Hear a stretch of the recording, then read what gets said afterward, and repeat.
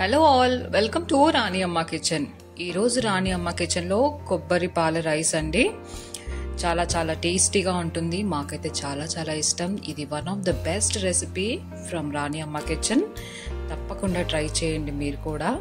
Please subscribe to Rani Amma kitchen అండి. ఇప్పుడు కొబ్బరి పాలన్నానికి కావలసిన పదార్థాలు తయారు చేసుకునే విధానం చూసేయండి. ఇక్కడ మనం తీసుకునే వెజిటేబుల్స్ వచ్చి క్యారెట్, ఆలు, ఒక పెద్ద సైజు ఉల్లిపాయ, అలాగే 3-4 పచ్చిమిరపకాయలు, అలాగే ఒక పెద్ద సైజు టమాటో కట్ చేసి పెట్టుకున్నామండి. అలాగే కరివేపాకు రెబ్బలు, అలాగే ఇక్కడ మనము 2 కొబ్బరికాయల్ని ఫస్ట్ పాలు తీసి పెట్టుకున్నామండి. మనం పండగలప్పుడు ఎక్కువగా కొబ్బరికాయలు కొడతాం కదండి దేవుడి దగ్గర. అప్పుడు కూడా ఇలా కొబ్బరి పాలు తీసి పెట్టుకొని ఇలా కోకోనట్ రైస్ చేసుకోవచ్చు. లేదంటే మీరు రెడీమేడ్ కోకోనట్ మిల్క్ కూడా వాడుకోవచ్చు అండి.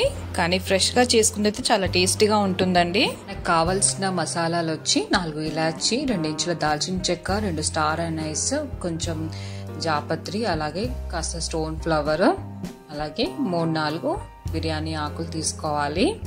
ఇప్పుడు తయారు చేసుకునే విధానం చూసేయండి. స్టవ్ మీద ఒక గిన్నె పెట్టుకొని అందులో ఒక 3 టేబుల్ స్పూన్ల నూనె కానీ నెయ్యి కానీ తీసుకోవచ్చు.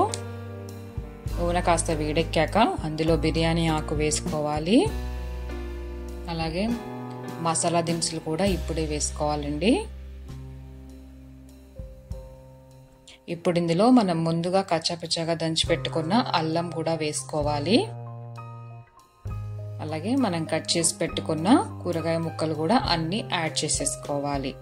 క్యారెట్, ఆలు, పచ్చిమిరపకాయ ముక్కలు, అలాగే ఉల్లిపాయ ముక్కలు కూడా వేసేసుకోవాలి.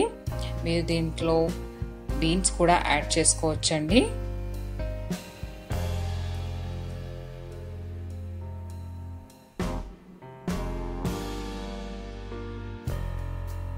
సో ఇప్పుడు ఒకసారి బాగా కలుపుకోవాలి.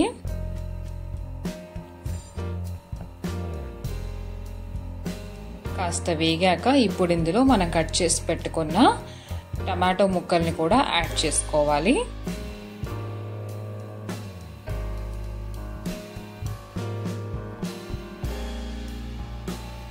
ఒక 5 మినిట్స్ వేపుకోవాలి కూరగాయ ముక్కలన్నీ.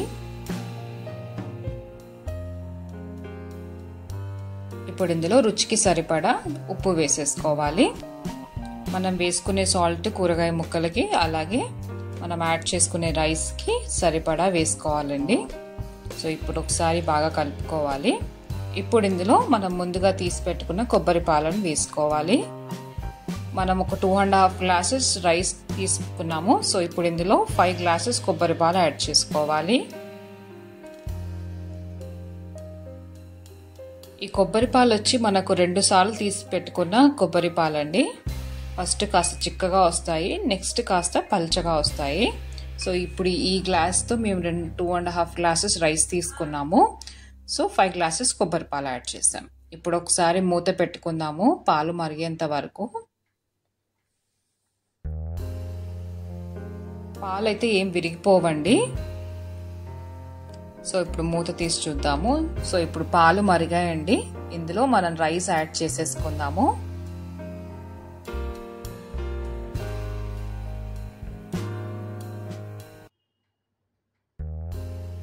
సో రైస్ యాడ్ చేసుకున్న తర్వాత మనము రైస్ ఎలా కుక్ చేసుకుంటామో అలా కుక్ చేసుకోవడమే. మీడియం టు హై ఫ్లేమ్లో ఒక 10 to 15 మినిట్స్లో రైస్ కుక్ అయిపోతుంది.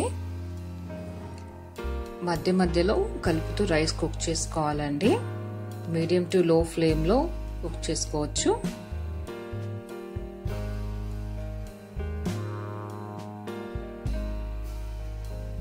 సో ఇప్పుడు ఒకసారి మూత పెట్టుకుందాము. లో ఫ్లేమ్లో 5 మినిట్స్ కుక్ చేసుకోండి ఇలా మూత పెట్టేసుకొని. సో ఇప్పుడు కాస్త ఒక 50 to 60% ఉడికిందండి. ఈ టైంలో ఒక 1/2 టీ స్పూన్ షుగర్ యాడ్ చేసుకోండి. ఇది చాలా టేస్టీగా ఉంటుందండి. షుగర్ వేస్తే తీయగా అయిపోతుందని అయితే అనుకోకండి. ఒకవేళ మీకు వద్దనుకుంటే స్కిప్ చేయొచ్చు షుగర్ని. సో ఒకసారి కలుపుకొని మరొక 5 to 8 మినిట్స్ కుక్ చేసుకుందాము. మూత పెట్టేసుకుందాము. లో ఫ్లేమ్లో కుక్ చేసుకోవాలండి, లేదంటే అడుగంటుతుంది. సో ఇలా వెయిట్ పెట్టుకోండి.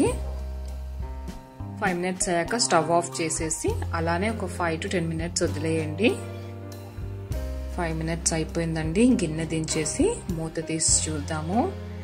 కొబ్బరి పాల రైస్ రెడీ అయిపోయింది. చాలా చాలా టేస్టీగా ఉంటుంది. తప్పకుండా ట్రై చేయండి. One of the best recipe అండి రాణి అమ్మ కిచెన్ నుంచి. మీరు కూడా తప్పకుండా ట్రై చేసి కమెంట్స్లో తెలియచేయండి ఎలా ఉందో. అండ్ లాస్ట్లో జీడిపప్పుతో గార్నిష్ చేసుకొని ఒక టేబుల్ స్పూన్ నెయ్యి కూడా వేసుకోండి.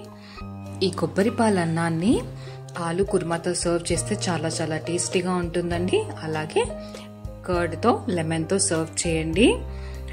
Don't forget to subscribe Rani Amma kitchen అండి. And please like, share and comment to our channel. Thank you all.